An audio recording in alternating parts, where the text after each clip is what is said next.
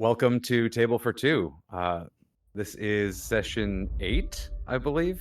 Yep. We've been off for a couple of weeks, but we're finally recording again. Table for Two is a duet-style D&D podcast where we change roles. I'll be in the player's seat this evening. I'm Nick Kennedy, and with me, as always, Jana Harrison, and I will be taking over as DM for the night. I'm really excited. I know we left off on kind of another cliffhanger moment, which is something I always do to you, but it does not feel good to be on the other side of. It's fun doing that, like a turnabout is fair play kind of thing. So Mm-hmm. definitely looking forward to tonight's episode. With that, let's recap what happened last time. Speaking of cliffhangers. Yeah, I could use a recap. So when we were together last, Reve had accomplished breaking one of the seals and was pulled into the heart of Wooltown. After breaking the second seal, there appeared to be a fracture in the veil, and something began to leak out and was infecting the inhabitants. It also led them to a hidden church within Wooltown, where Reve was able to find the next artifact, the Shroud of Whispers. But in finding the Shroud of Whispers, Reve also uncovered the hidden church and the silent cantor, and had to engage in a little bit of an intense combat moment. But managed to break through and acquire the shroud, but then fell into another vision where Reve saw either dystopian future, a reality that wasn't theirs. Not quite sure what it was, but was then pulled out of that reality, and Quinn had emerged.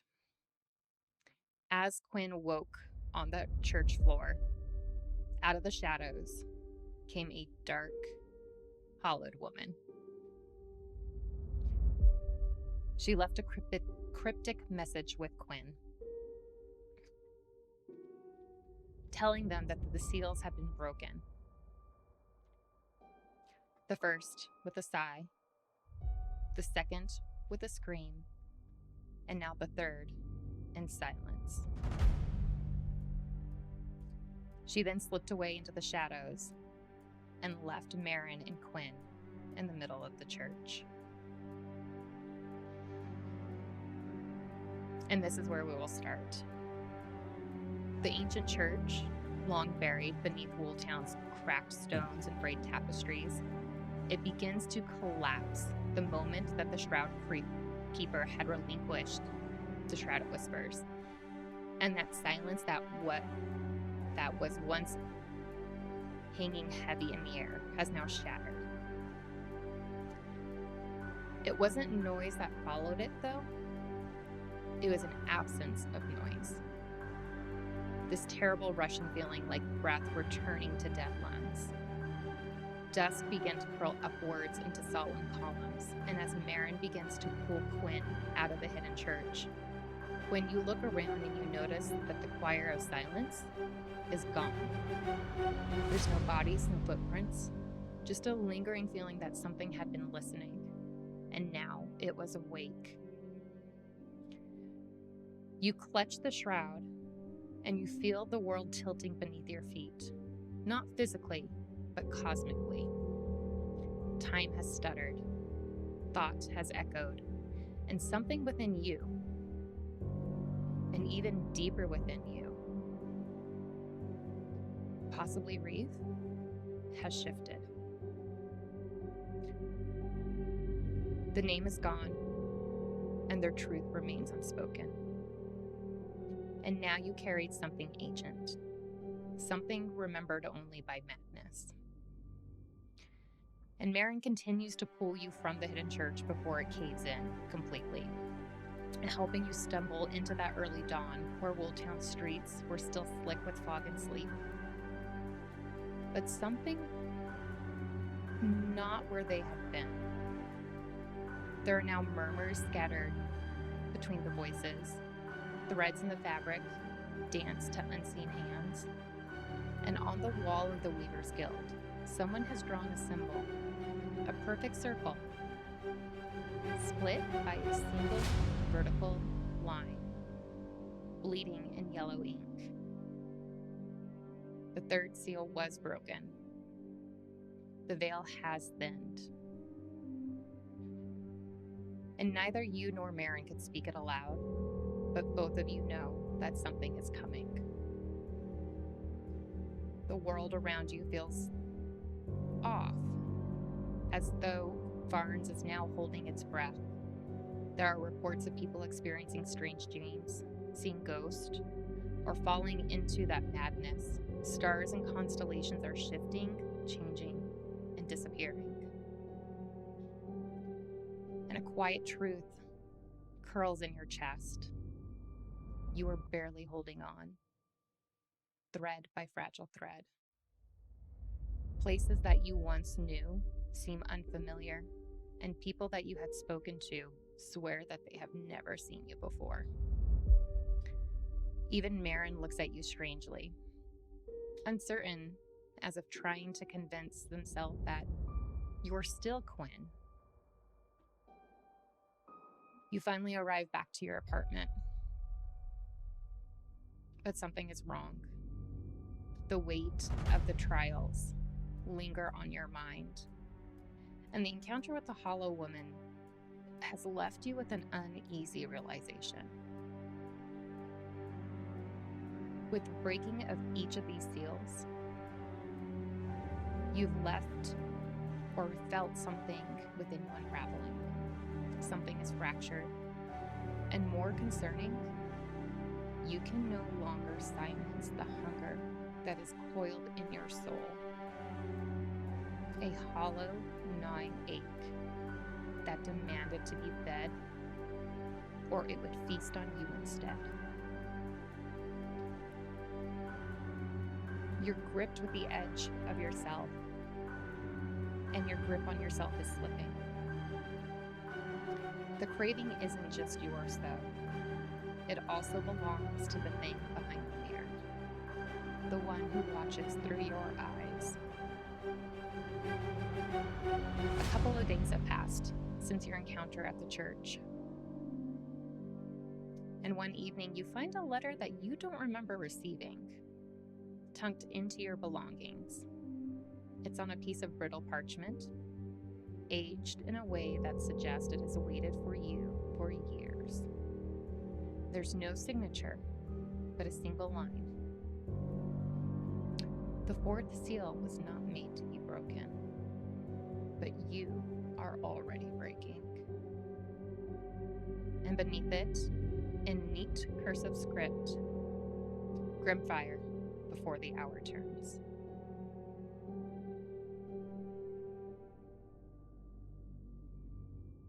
Am I alone?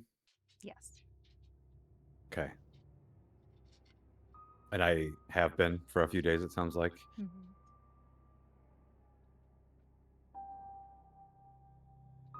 Um, I imagine I'm looking a little ragged at the moment. Like, still wearing whatever outfit Reve had been in, disheveled, dirty, dusty. I haven't cleaned up at all. I've just been kind of like in this fugue state of sorts for the past few days. This seems to, I think, kind of clarify some emotion for me, where I suddenly feel a bit of panic and that familiar fear starts to grow in my stomach again. But everything is still very vague and doesn't make a whole lot of sense. I assume this is referring to Grimfire Village, like directing me to go there. So I'm gonna kind of pull myself up out of my mess and just take a quick look around the rest of my room and make sure there isn't anything else I haven't noticed. As you begin looking around your room, you do notice there's a journal that you had thought you had only seen in dreams.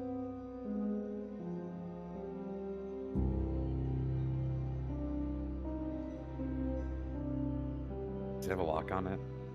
It does. Is it locked or open? It's broken. I'm gonna open it. Go ahead and roll Arcana for me.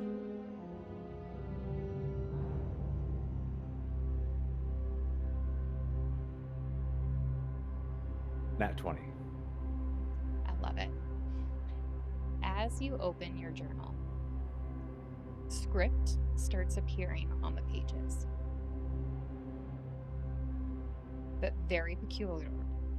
It is not your handwriting, nor is it Reeves. This is a neat, almost feminine script. And it appears to be research notes.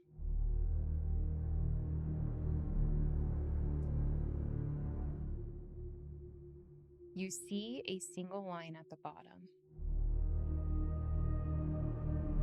Settle. I've hidden the rest of my notes at the library. And then a small signature, E. They.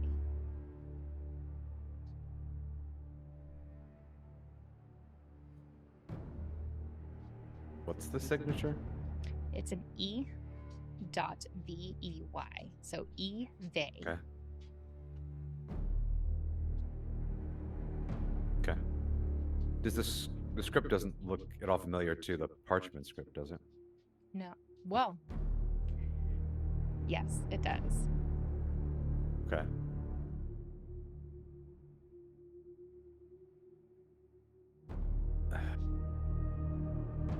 I know. Yeah, that information doesn't help me at all. Okay. Do I have any way of telling what time it is? Is the sun up? Yeah, the sun is still up. I would say it is probably close to what we would call late afternoon, early evening. So somewhere between like 5 or 6. Okay, I'm going to start to kind of hurriedly gather some things. I'm going to grab the journal and just kind of the rest of my belongings, my arcane focus, and I'm going to head outside towards Grimfire Village. Okay. Kind of in a hurry, realizing I don't have a ton of time. Yeah. As you're heading toward Grimfire Village,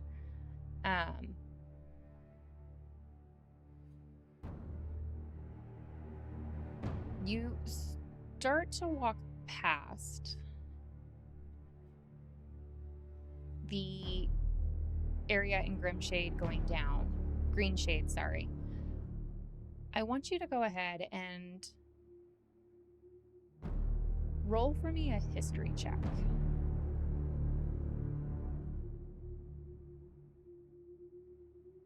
18. 18. You pause for a moment,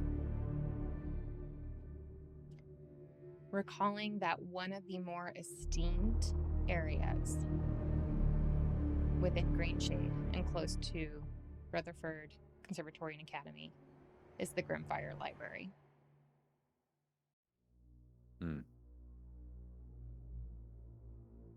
Okay. When that clicks, I'm going to kind of turn across the street and head in that direction instead. Okay. Now, because you do live in Greenshade, it does not take you terribly long to get over to Grimfire Library. You remember that it is one of the oldest buildings and barns, predating much of the city itself. and it is considered a house of knowledge. But it's also a mask, and it's beginning to slip. And you also know it's an archive of those forgotten.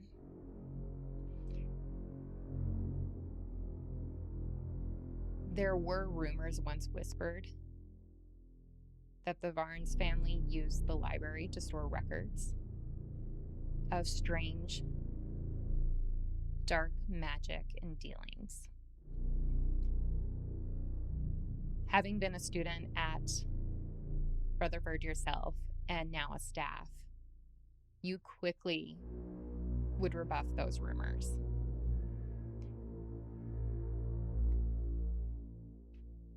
Though you're beginning to wonder now if there was more to the rumors than what you had initially thought.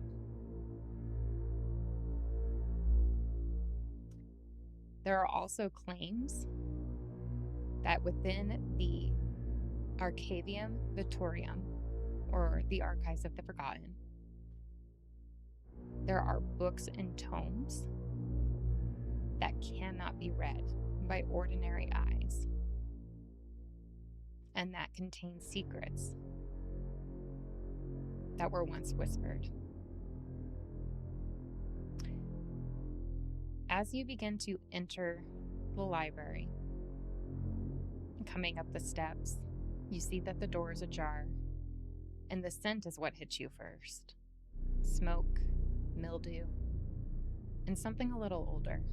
It's not rot, not dust. Maybe a memory? And you can see through the cracked door that the atrium is lit by candle sconces and some enchanted lanterns, flickering in a low and golden light.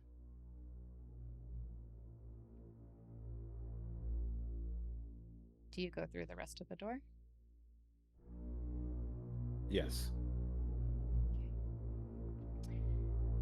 As you cross the threshold into the library, you notice that along the outer wall are stained glass windows, and they cast shifting images that seem to move slightly when you aren't looking directly at them, though, so it's something you notice in your periphery. And there in the center of the library is a mosaic. This is a mosaic that you are familiar with because it dominates the heart of the Grimfire Library. It's a vast circular expanse inlaid with ancient stone and shimmering mineral fragments, worn smooth by time. But you're noticing that there seems to be a faint pulsing with it now. And there are bits of dust that you can see that it's gathering in the grooves, normal dust from walking and treading. But nothing seems to ever settle at the exact center of this mosaic. Crossing further into the library, you begin to feel a pressure at the back of your head, a distant, echoing sound, turning pages, scratching quills. And you think for a moment, maybe a voice.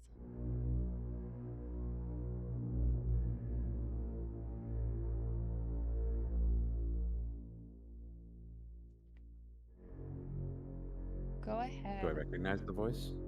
Go ahead and roll perception for me.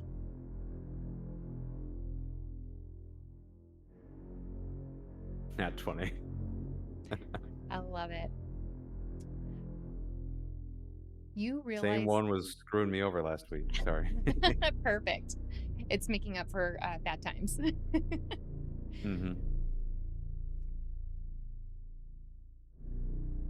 As you enter the library and begin listening to this voice, you realize it's something coming from the mosaic.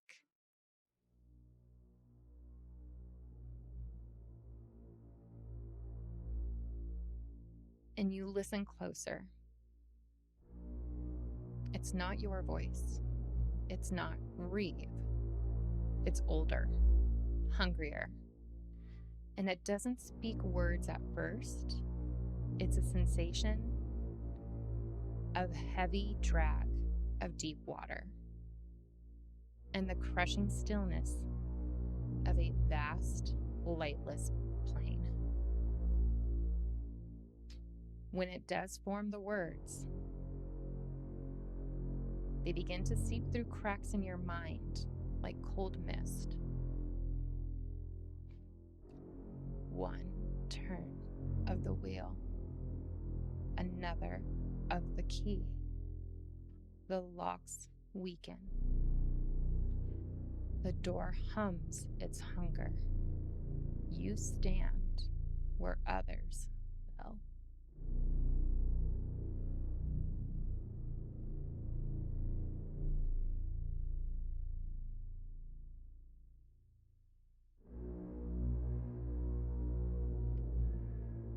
This feels Does wrong.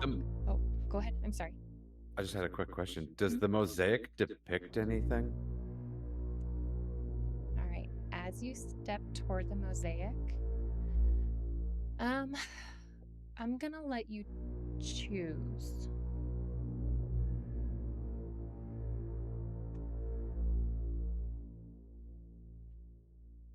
Actually, hold on. You do see a depiction within the mosaic. This is a circular design that is stretching outward. There are cracked tiles, flaking gold inlay, and there seems to be a thread of pattern. Concentric circles that are spiraling from a darkened center. Each circle is inscribed with symbols.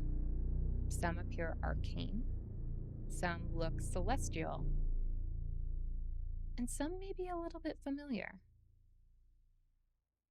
But they're not familiar to you, Quinn. You feel the familiarity coming from behind you, behind your eyes, in your subconscious. And you hear a whisper that you are all too familiar with, like something is waiting in the dark and looking for a crack so it can slip through.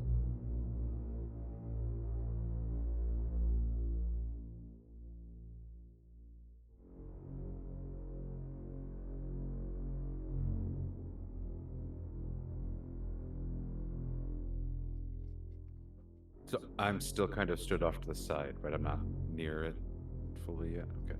Not fully near it, but it is large, so it's not hard to see in the middle of the library.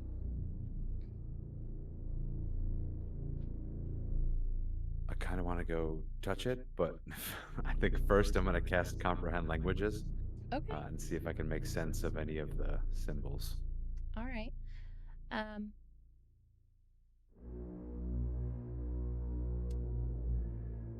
this is where I want you. What are you trying to look for in the symbols?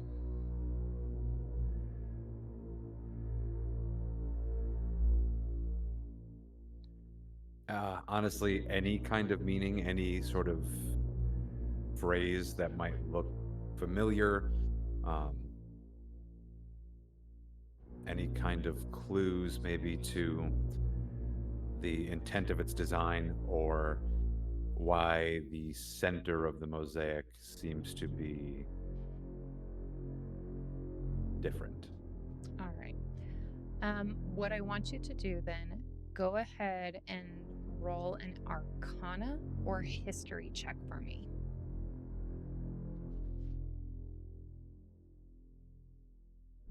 We're going to do Arcana, and that is 22. That dice is treating you real nice. Yeah, it is.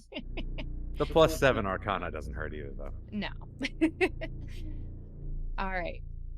So, as you approach the mosaic, the first thing that is standing out to you is the outer rings. They are meticulously detailed, constellations, lunar phases, planetary conjunctions, and all are represented in radiant lapis, onyx, and brass.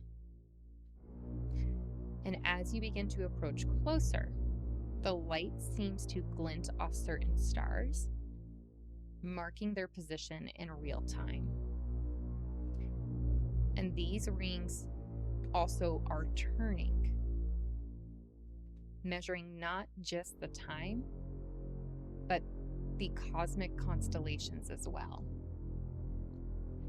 So it is tracking the movements in the heavens. There are 5 rings, though, in this circle. And as you dig closer or as you step closer, those outer 3 bear familiar binding seals. The first ring is engraved with wavy silver lines.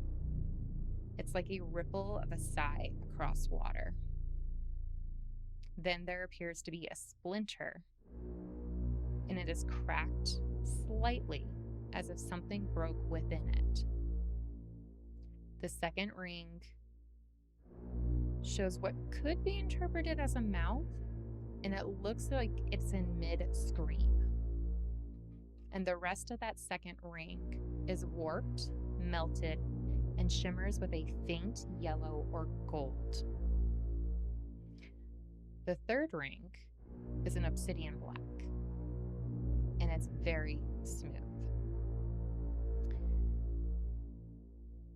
And if you step into the circle and get closer to that third ring, you notice that it seems to have a vacuum seal around it, and it sounds silent as you approach closer to that third ring. But the 2 innermost rings are the most peculiar. The fourth ring appears as if it's made of a smooth, unbroken stone that's the color of a dried bone. And you notice when you're not looking directly at it, there is a light shift, and a faint shape of a keyhole appears on it. Roll history for me really quick.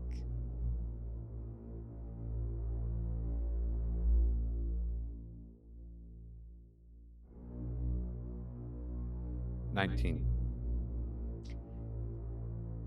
You recall once being asked if you were the key or the door. And then your eyes trailed closer to the center of the mosaic. And there in this very center is a small, jagged circle.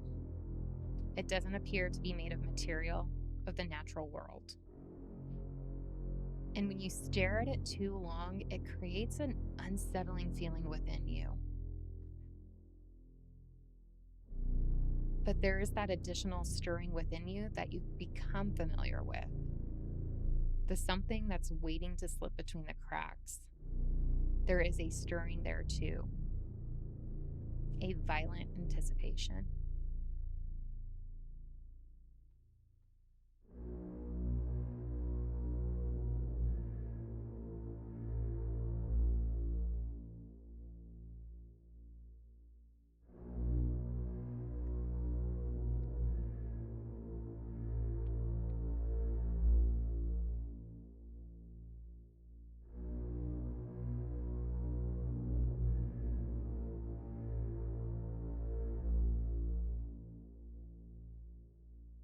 Okay, I want to take a step back from that black hole.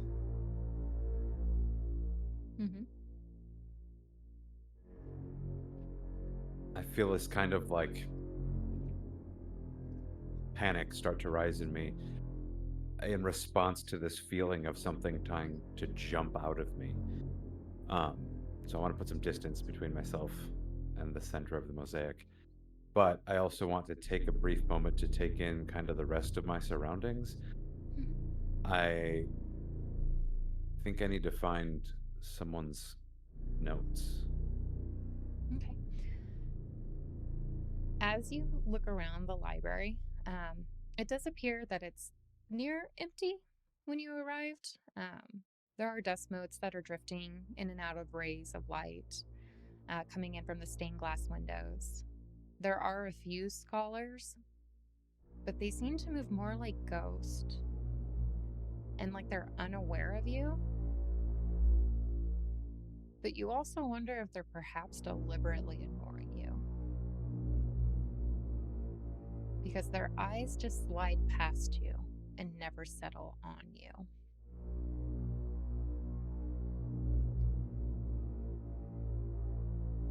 You feel alone,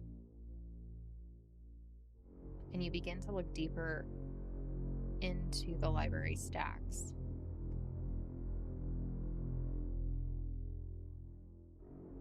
And suddenly that feeling of loneliness drifts away. You see near the entrance to the restricted section, the Arcavian Victorium, there is a single figure sitting.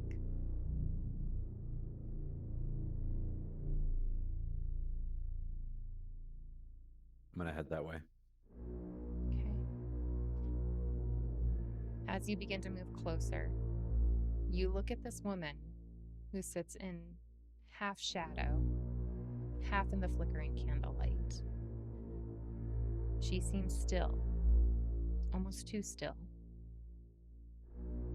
And her long, dark gown is frayed, but clearly of fine and high quality.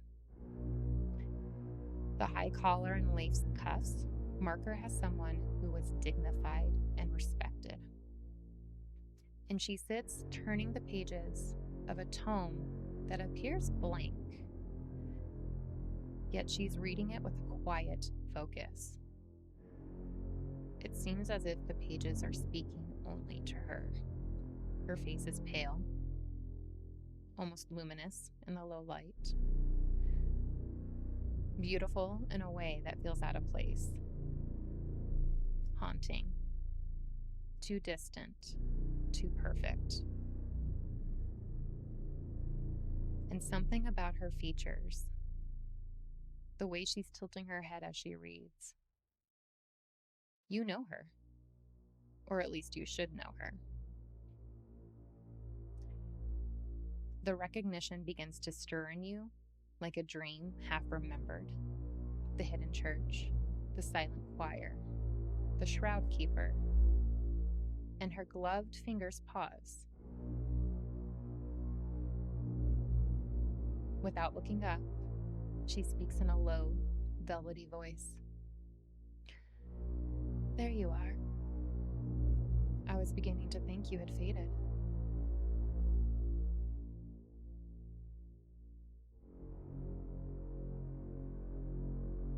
I think something might want me to, but I'm still here. Who are you? She doesn't look up as she speaks to you. Do you remember the first time you saw this place?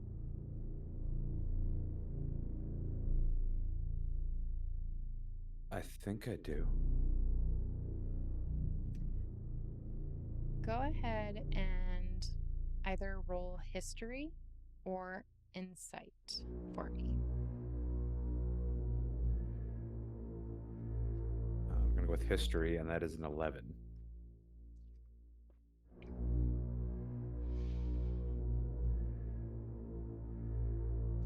You attempt to reach into your memory to recover a glimpse of your connection to the library. But that sensation, it slips away like sand through your fingers. And the harder you try to hold on to it, the more distant it becomes. The pressure builds behind your eyes and then fades. Nothing comes. The Hallow Woman again says, then perhaps you never truly saw it at all.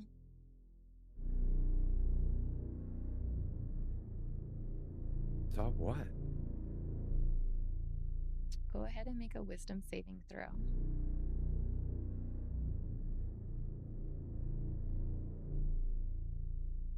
16. Okay. You reach again for that memory. You feel pressure in your skull. You start to see fractures. Then something clicks. It's not a full memory, but a flash. A hallway that's lit by flickering lanterns, and a voice that is echoing the dark. The feel of pages turning beneath trembling fingers. This is a sense of deja vu, blooming with painful clarity.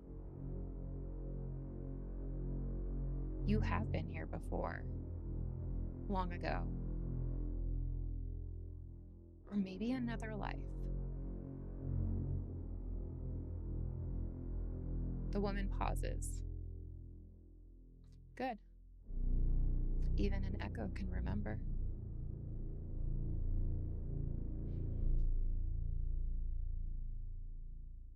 This library is not a sanctuary. It's a tomb. But you already know that, don't you?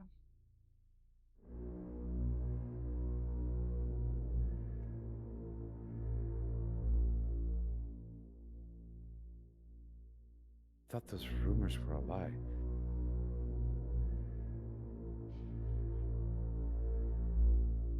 Who is this a tomb for? She begins to tap her finger on the spine of the book. The faintest creak sounding from the binding. A tomb is a place for what is buried. But what do we bury here? Not bodies, not flesh, something far worse. Knowledge that should never be remembered. Secrets that have slipped from the living into the dead, bound by ink and dust. She finally lifts her head, her eyes meeting yours. Unblinking, piercing as if something beyond what is in front of her. Do you know what lies beneath these shelves? It is not the weight of books, but the weight of the forgotten truths, forgotten selves. She looks back to the book, and a page begins to flutter, as if it has a life of its own. And her fingers linger over the blank surface of the page. You feel it, though, don't you? The pressing beneath your feet, the fractures in your mind, the burden of knowledge long since sealed away. This is where the past goes to sleep, but it never rests. A tomb can never truly bury what it contains. It just waits to be awakened.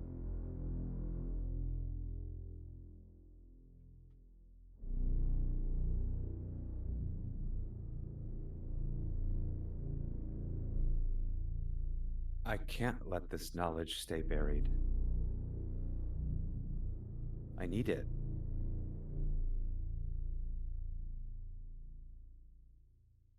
It's the only way out of this crisis.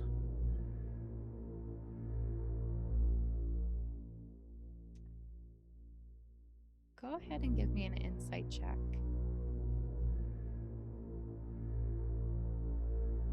10.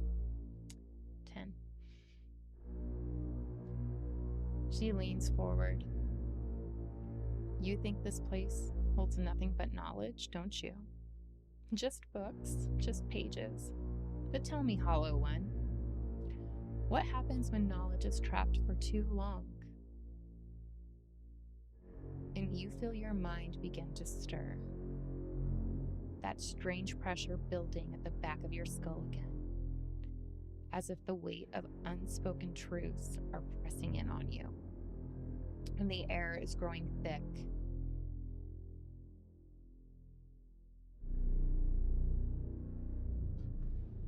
You can't quite grasp the full scope of what is at play here.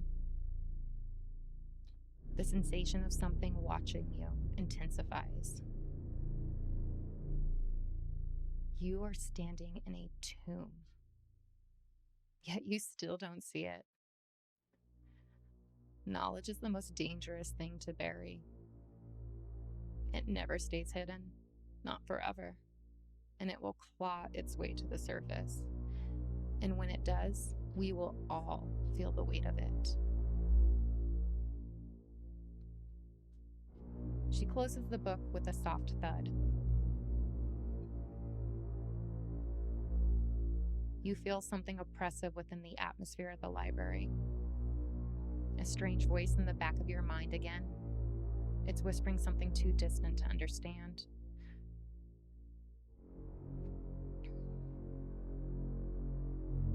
Tell me, Hallow One, have you noticed it yet? The gaps, the absences, the memories you reach for but cannot touch. She reopens the book and pushes it towards you. The pages are now filled with your own handwriting, passages you never remember writing. You left too many pieces of yourself behind, and if you're not careful, someone else will finish the story.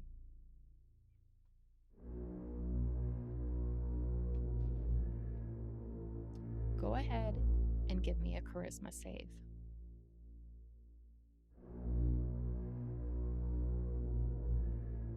Rolls are getting worse. 13. 13. You make your save.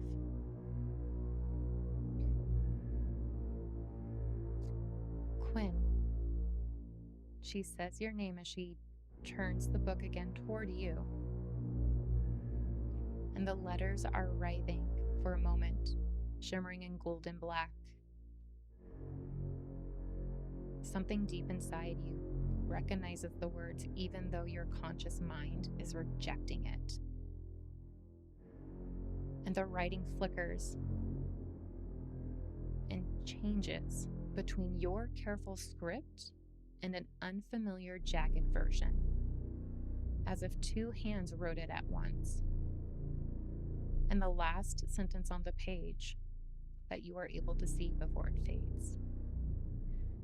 It was never only you.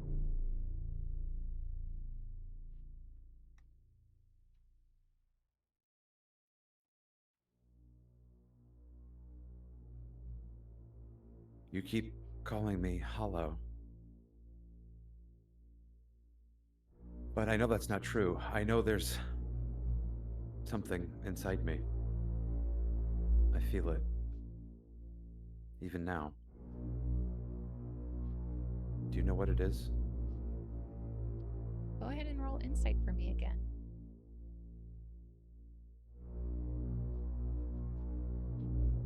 19. 19.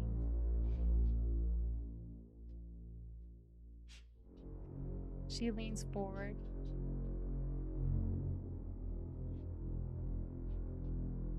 reaches towards your hand. You already know. You just don't remember knowing. The fourth seal is not meant to be broken because it's not a seal. It's a door. And something waits behind it. Something patient and hungry.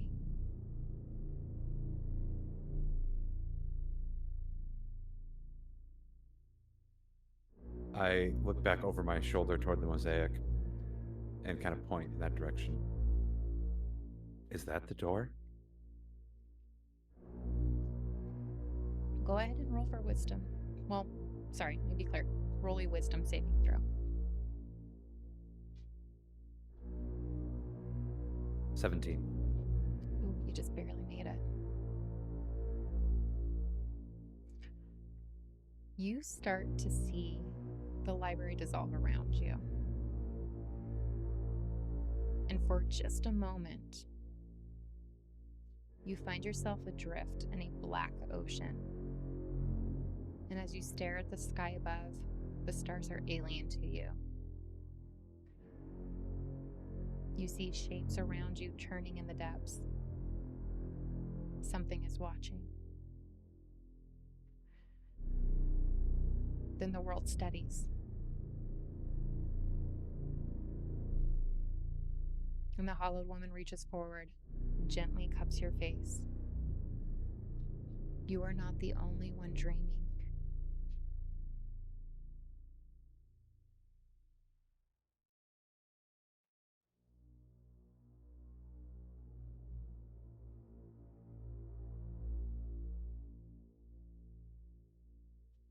I think it wants me to open the door.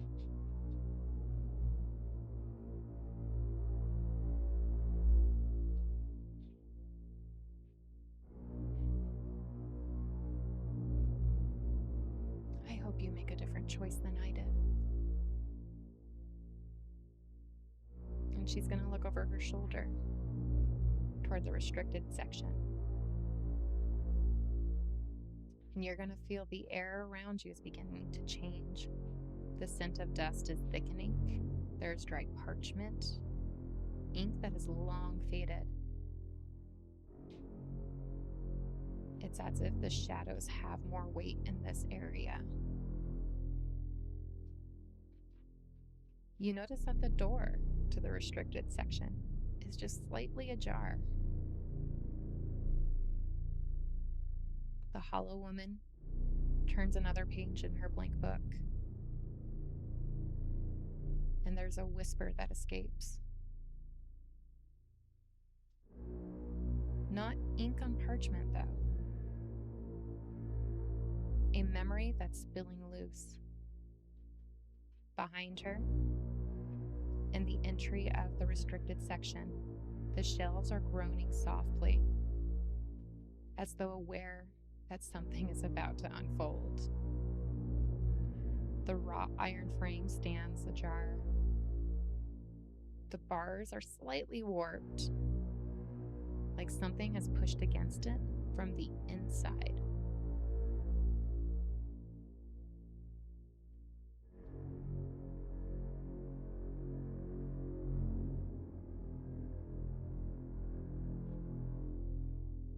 You chose to enter, didn't you?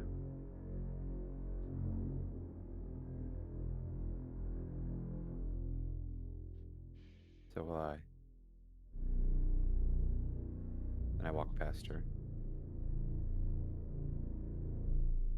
and head for the door to the restricted area.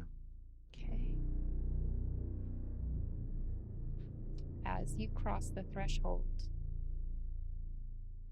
the world starts to shift. The light in the restricted area dims, but not from the absence of flame. It's as if the concept of illumination has been muted. The shelves begin to rise like monoliths, packed with volumes bound in hide, bone, and some stranger things. Some of these books seem to breathe. Some appear to be bleeding. And there's a few that have a low hum, like they remember songs that never had lyrics. And all around the sensation of being watched, not with eyes, though, with a thought, with a memory. And from behind you, the Hallow Woman speaks once more, barely audible over the hush.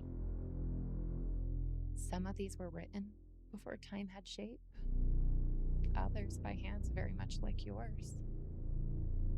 You may not like what you find, Hallow One, but you must look, because the seals do not care whether you understand them, only that you break them.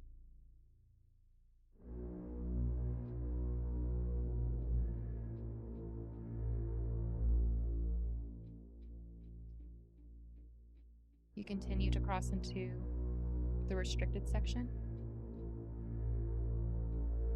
Yeah. And as I do so, I just kind of say back, just out loud, I don't turn to look at her, but I'm not hollow. And then I continue in. As you begin to cross further into the section, the shadows curl tighter and the stacks rise like ancient guardians. It feels like a veil, but it's thin. But the consequences are heavy. And she watches you cross the threshold. And she lingers for just a moment before she gives you her final warning. Be wary of the ones who call to you. Some don't forget the ones they claim. Give me a wisdom saving throw.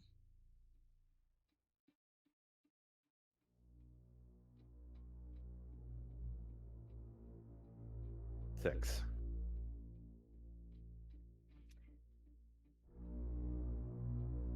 Your vision becomes distorted, and you feel yourself being pushed out of your own body. The warping of space and time is leaving you dizzy. For a heartbeat, you're no longer yourself, and Reve is pushing forward. Reve's sharp, unpredictable consciousness now takes hold. The flood of raw emotion, impulsive thought, and a hunger for freedom spills through your veins.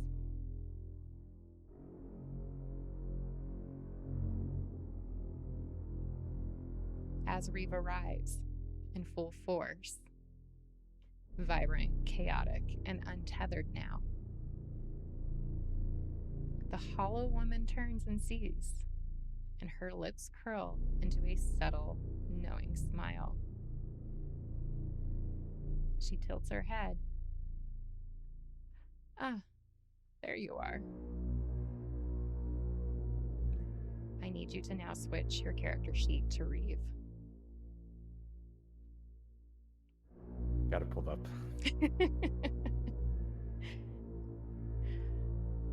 All right.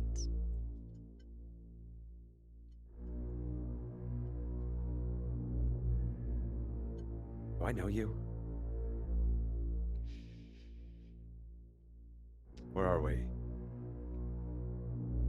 This isn't the church.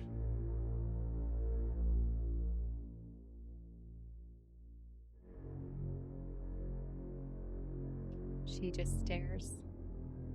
A quiet smile. Kind of take in my surroundings.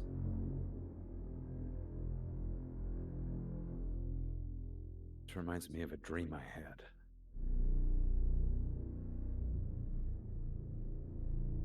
I turn away from her and look deeper into the restricted area. Mm-hmm.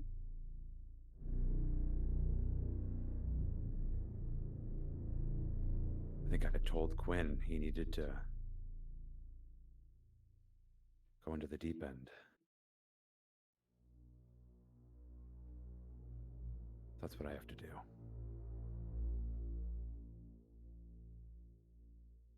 And I'm gonna head further in, look for something. Right. Go ahead and give me either investigation or arcana.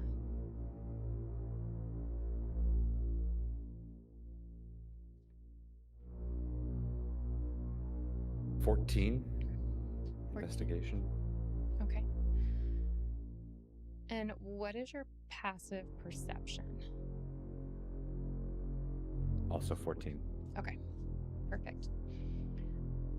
As you begin to walk deeper into the stacks, there is something that catches your eye. It has a shifting symbol on its spine. It's bound in a cracked leather, and as you look at it, there is no actual title on this book.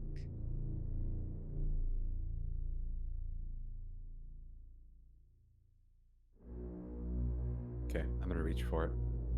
Okay. Go ahead and give me an arcana check.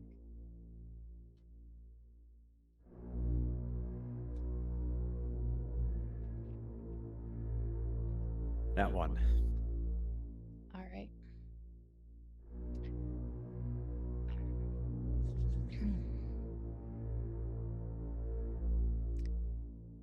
As you touch the book and start to open it,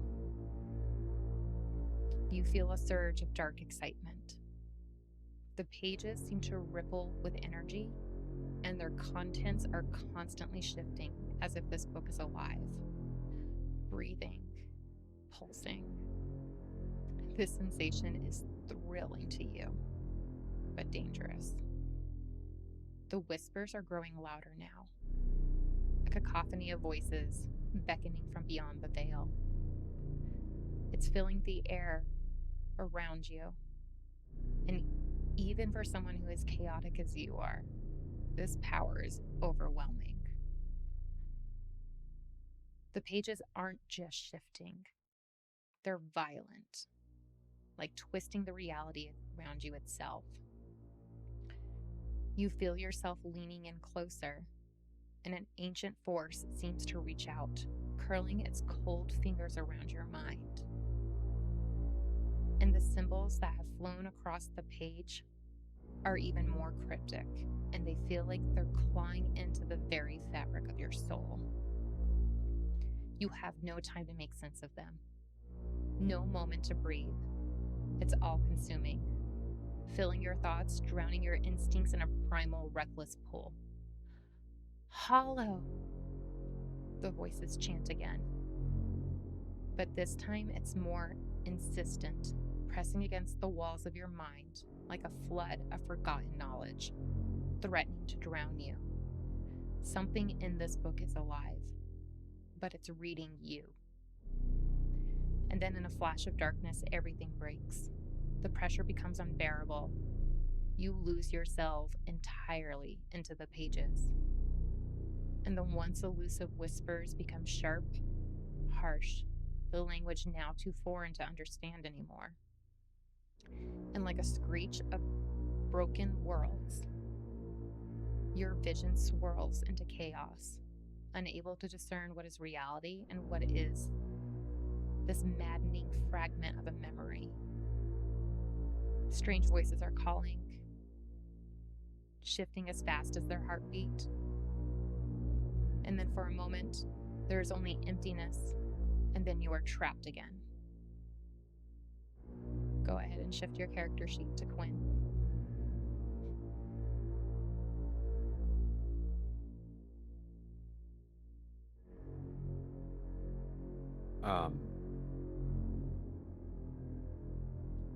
I slam the book shut in a panic and drop it.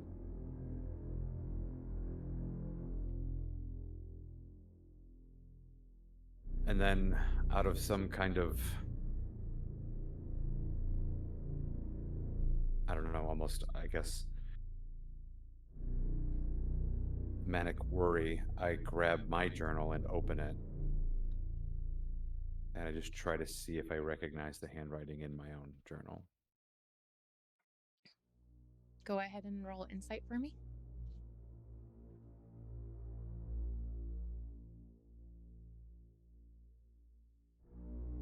Five. Just barely made it. You do recognize your handwriting. You see the precise lines of your own writing, but you also notice the jagged script that you had seen earlier when the Hallow Woman showed you her book.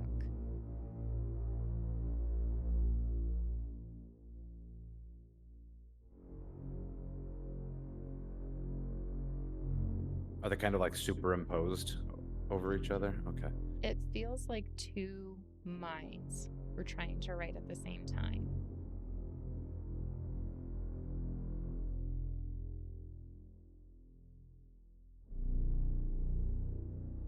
I'm going to pull out a quill and turn to an empty page and just write Quinn.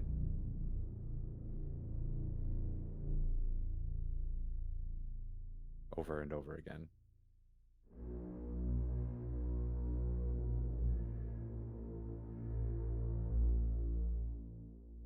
Do I see one set of handwriting or two?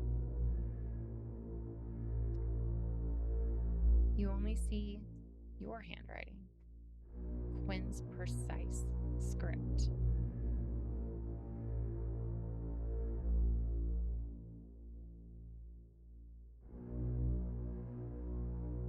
Okay.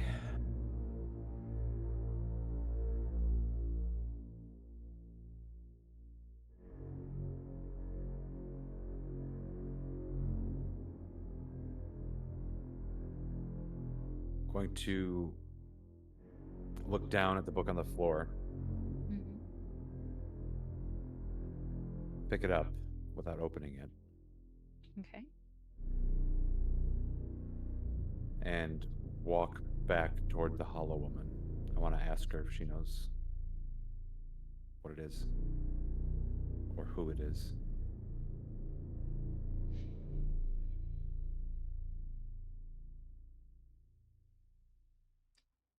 The Hollow Woman stares at you for a moment,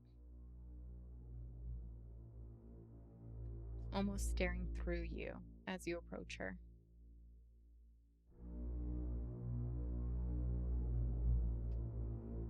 Don't forget, the veil is thin here. And she notes the book in your hand. The nameless ledger.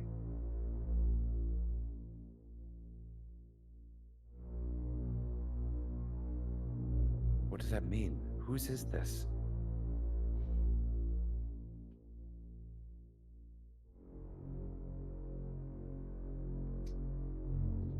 Go ahead and roll Arcana for me.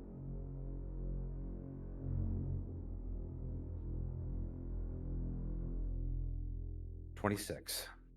Okay. The Hollow Woman is going to motion for you to open the book.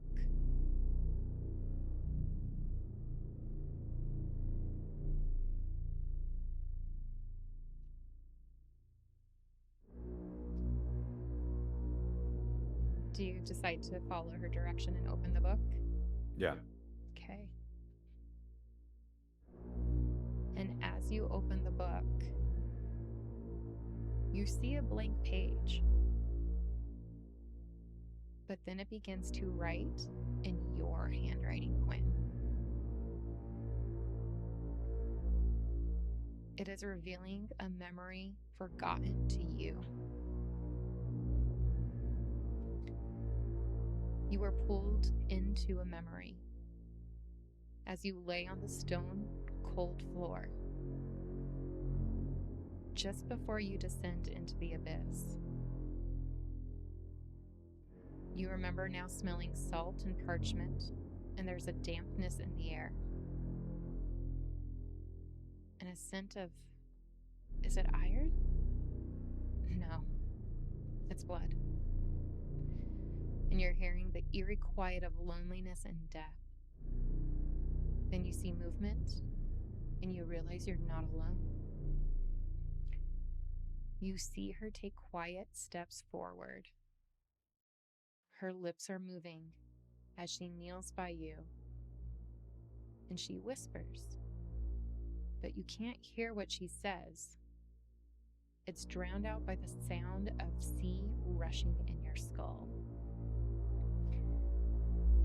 And then you watch her approach a woman in black, Celine. And Celine lies motionless. Her breath has stopped, but something still lingers. You see a faint shimmer above Celine's chest, and you realize her soul is like heat rising off a summer road, and it is tinged with a gold and violet. It flickers as if uncertain whether to rise or to stay tethered. And the Hollow Woman kneels next to Celine. Her form wavers slightly, as though she's existing half in this world and half out. Her eyes look more sunken, glowing faintly with a yellow fire.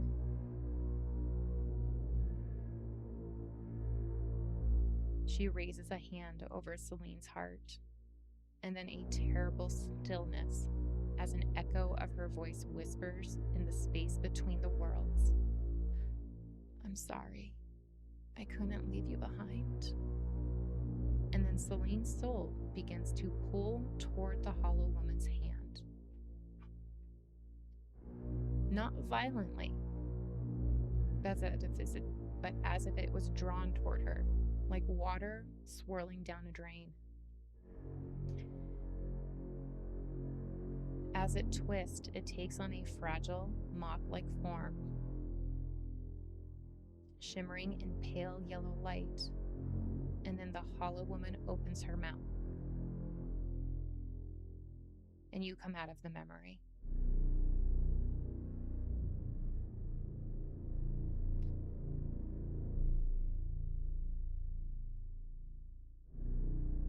Where is she? Oh, Quinn. You're beginning to remember, but be careful. Too many memories returned at once can unravel the one that you really think you are. And go ahead and take an inspiration dice. Okay.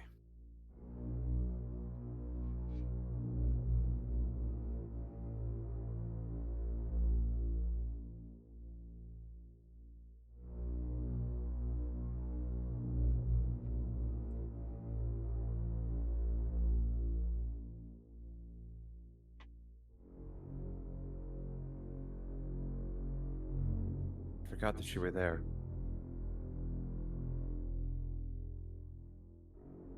I'm sorry.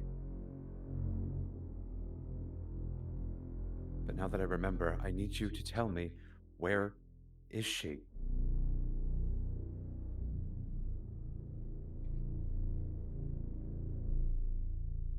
In time.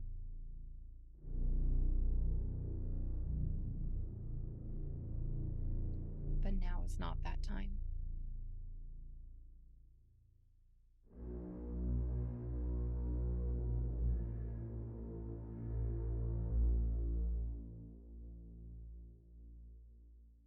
Slam the book shut and drop it at her feet.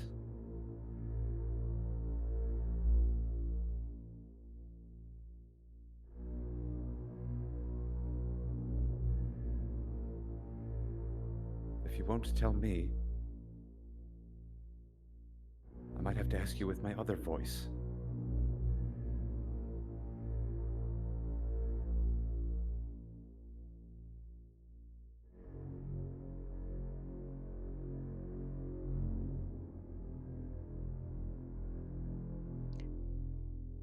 There's more that calls to you. And she's going to look over your shoulder and motion back into the stacks of the restricted section.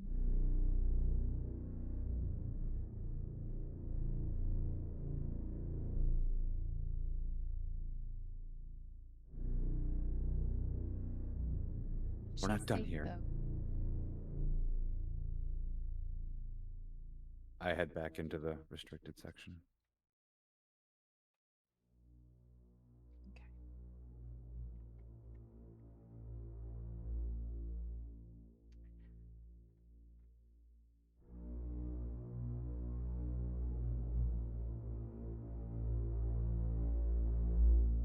As you go further into the restricted section,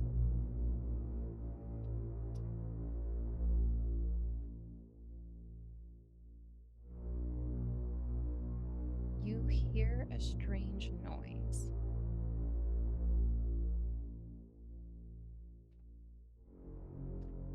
A humming.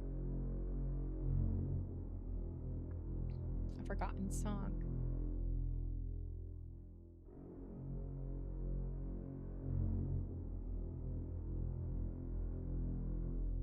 Is this coming from a particular direction, or is it like all around me? Go ahead and roll insight for me. Okay.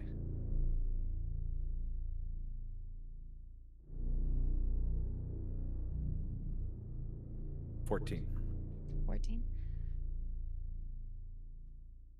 It seems to be coming from a certain stack within the restricted section. As you look over toward this stack, it seems like there's water flowing down the shelf.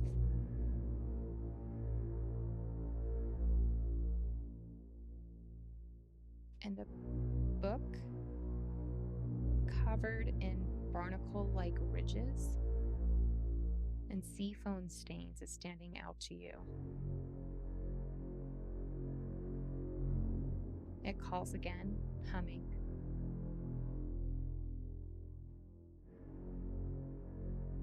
I'll head for it. Is the hum isn't anything like recognizable, right? Is it just sound? It sounds like a song, but not one that you are familiar with or recognize. Okay. I'll head for the book anyways. As you begin to approach it, you notice that it's vibrating slightly.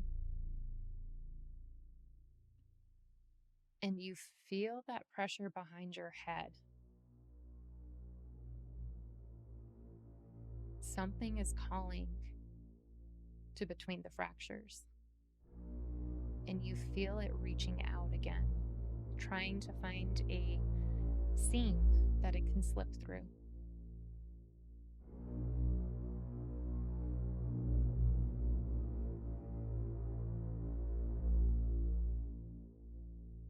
Door with a key.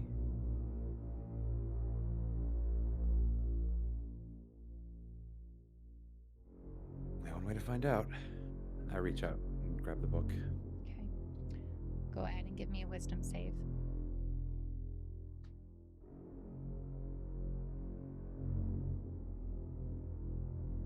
11.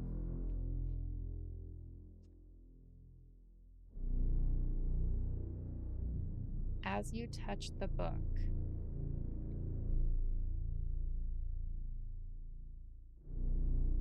visions begin to flood in. There are sunken temples, stars aligning, a scream that's swallowed by the sea. And as you look around, you see someone is drowning. But the water isn't water, it's thicker, almost like ink. And it's full of eyes. The scream bubbles up, but it's sucked deep again without any sound escaping. And the drowned figure looks familiar. Is it you? Is it the other? I need you to roll 1d6 for me.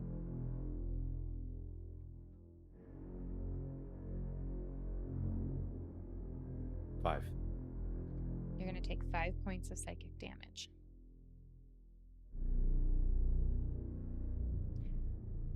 Okay.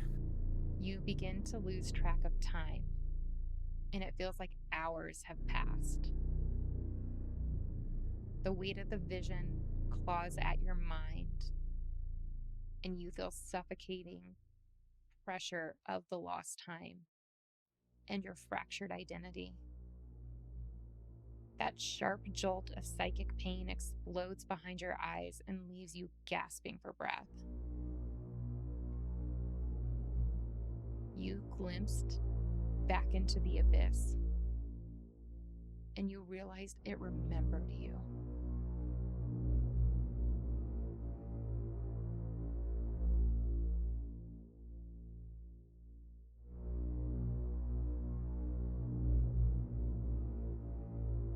Am I still there, or do I come out of it? You've come out of it. As you look around, you're back in the restricted section. And you notice that the water that was coming from the shelf that you are looking at now looks like a thick ichor instead of the seawater that you had seen at first.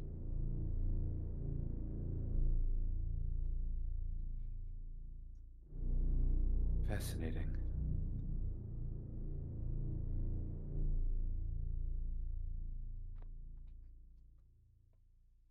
That was so familiar.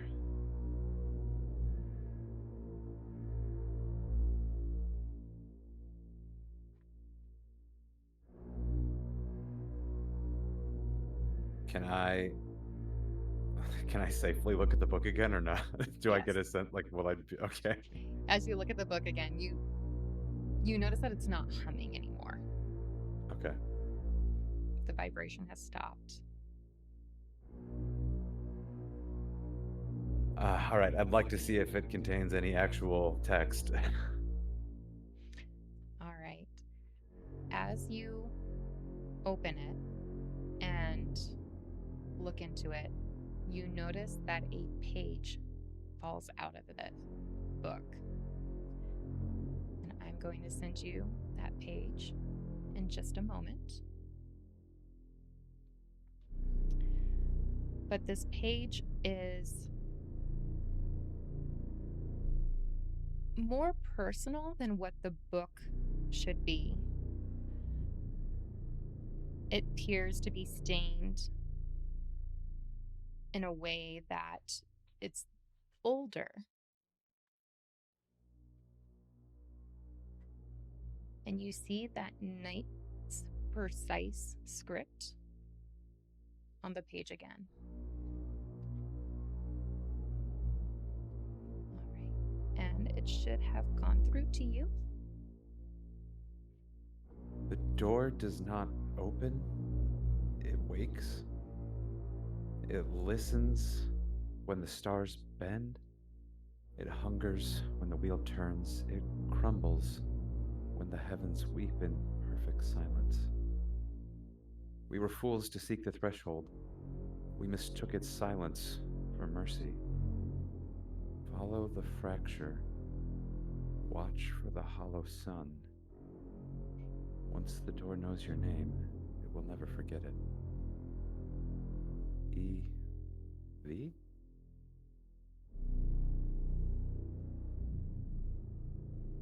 Hollow sun.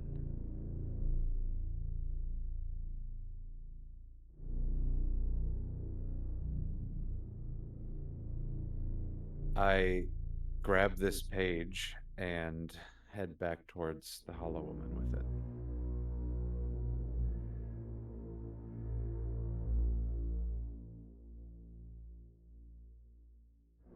I see you found part of me.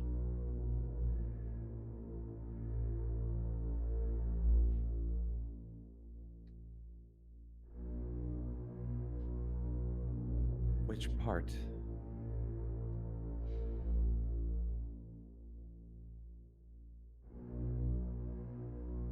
The part before.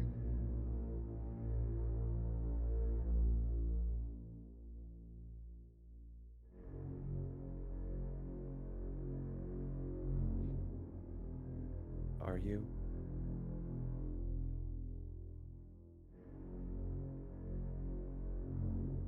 Who am I, Quinn?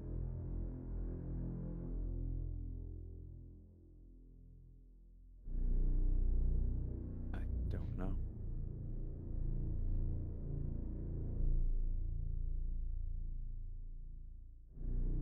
There's more to find then.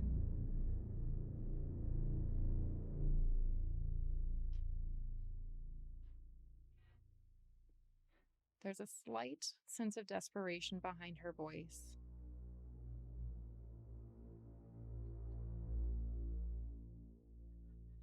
Where's the next part?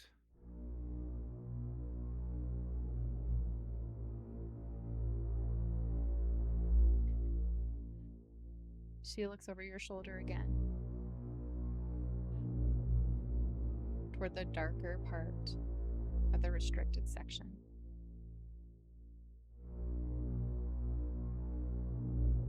The deep end. The deep end.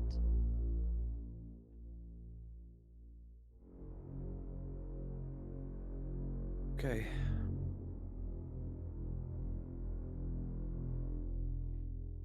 Head back in.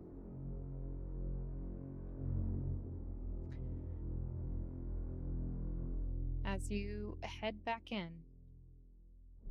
and you approach the darkest corner of the restricted section,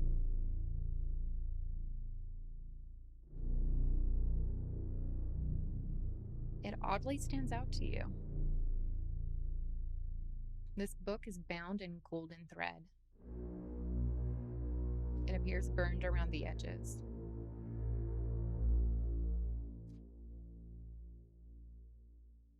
And you notice on the spine is that golden crook.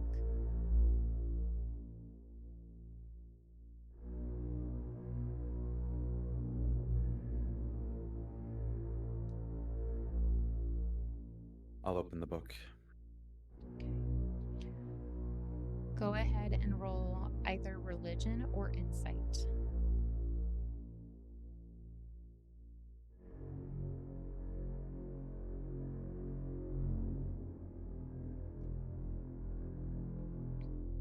That's a 9 with religion. Okay.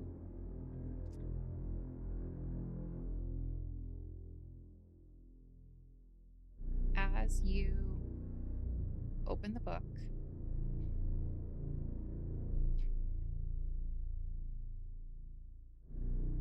you see writing in it.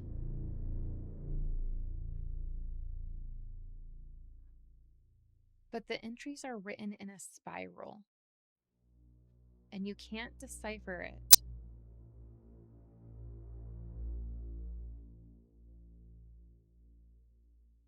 As you look deeper into it,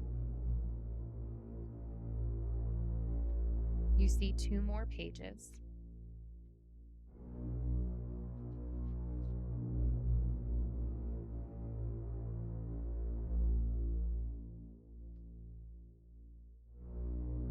Go ahead and send them both to you.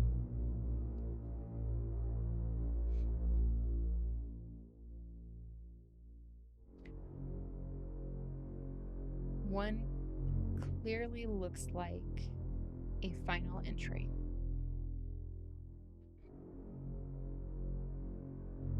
They were wrong.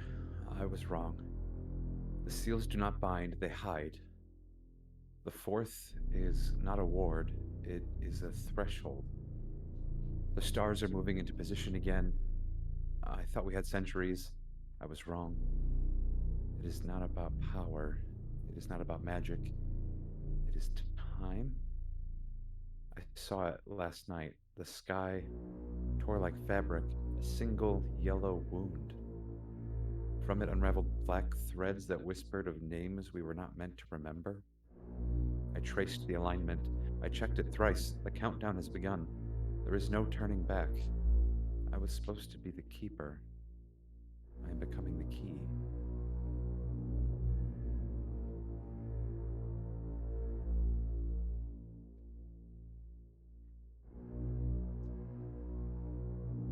And you noticed the second page is scattered with ink. There seems to be an image on it.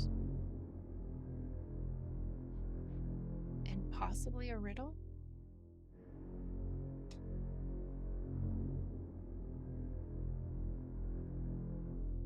You have never seen before it was written?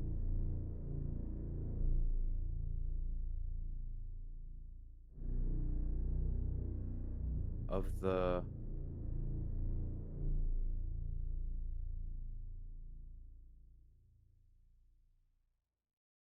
what is that? The wells it will open for the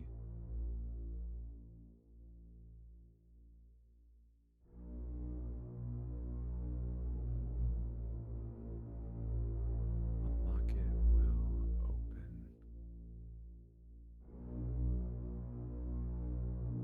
Oh my god, I can't. I literally can't It's read it. okay.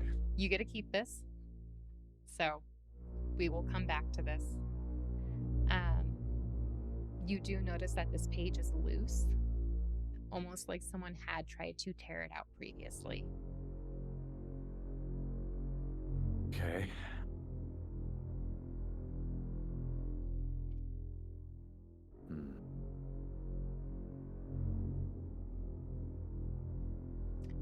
What is that? Is that like a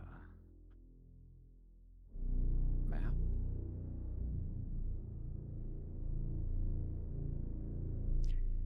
Go ahead and roll insight for me.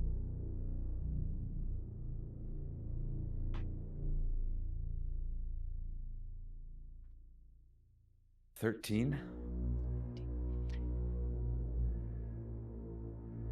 You're not able to discern exactly the map, but you do recognize that it is a map of constellations. It shows conjectures of planets and alignments. Okay. I need you to roll a wisdom save for me as well.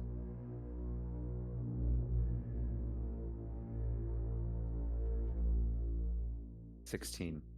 Okay.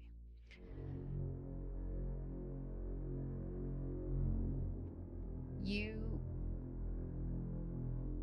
feel the pressure again behind your skull. Something violent is trying to push through.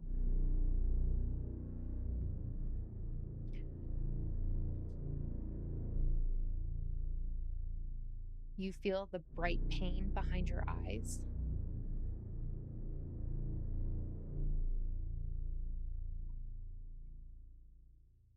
And you get the feeling that there is some kind of recognition coming from the one within. I need you to go ahead and roll 1d6.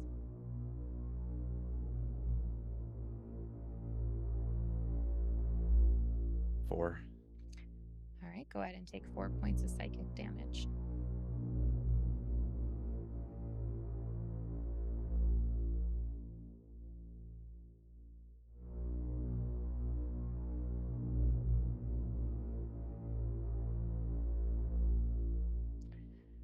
Okay.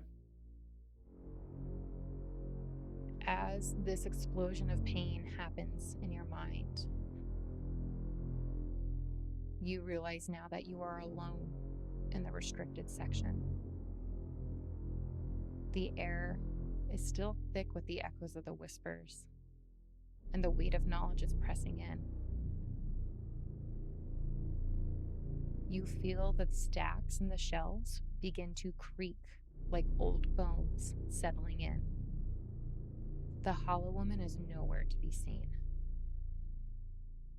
And in front of you, there's a book bound in a gray-black leather. It fell from a high shelf with no apparent cause, and as it lands open in front of your feet, the page reads, Research Journal of Elizabeth Vey. And then the pages begin to flutter. The text begins to change. No longer paragraphs, no words, no letters. The pages are showing a memory, and the ink begins to come to life. There's a ritual chamber. Candles are flickering. And the Hallow Woman, Elizabeth, young, radiant, desperate, chants in a tongue that you don't know, but you do understand. She's not alone. There's a circle of robed scholars, their hands joined, chanting in unison. The seal on the ground is not complete. The glyph, it has not yet been drawn. And then there's a scream. The rift begins to open, and Elizabeth turns towards you. and she sees you. Her eyes are wide and frantic, and she reaches through the page to push you away. You shouldn't be here. And then the black ink floods the vision. The book snaps shut, and the library around you begins to shift. The shelves begin to shoot upward, pressing in on you from all sides, and the walls feel as if they're closing in. Everything is multiplying and expanding into an infinite maze. The air is thick and oppressive.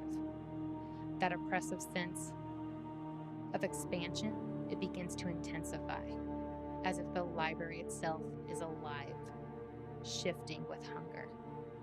And the weight pulls at your consciousness. Then everything blurs. You are suddenly gasping for air as the world snaps back into place.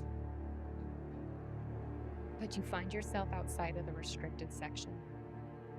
The entrance to the library now seems further away than before. And there's an overwhelming sense of unease lingering. And the answer feels just beyond reach. A vision, a warning. It's slipping through your fingers. And then you notice it in your hand. There's something there. You feel a cold metal weight, and you look to see a tube. And you hear the Hallow Woman's voice again. When the sky forgets its name, the door will open wide. And that is where we will be ending tonight. Bravo. That was a hell of a ride.